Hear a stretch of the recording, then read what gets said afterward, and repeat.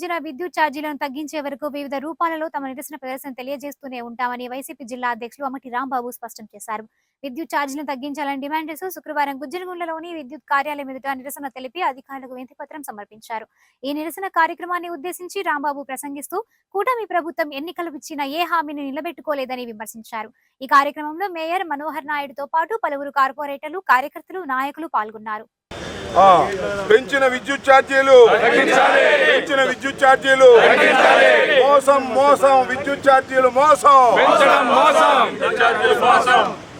మోసం మోసం విద్యుత్ ఛార్జీలు పెంచిన విద్యుత్ ఛార్జీలు పెంచిన విద్యుత్ ఛార్జీలు పెంచిన విద్యుత్ ఛార్జీలు పెంచిన విద్యుత్ ఛార్జీలు పెంచిన విద్యుత్ ఛార్జీలు పెంచిన విద్యుత్ ఛార్జీలు సార్ అందరు రావట్లేదు.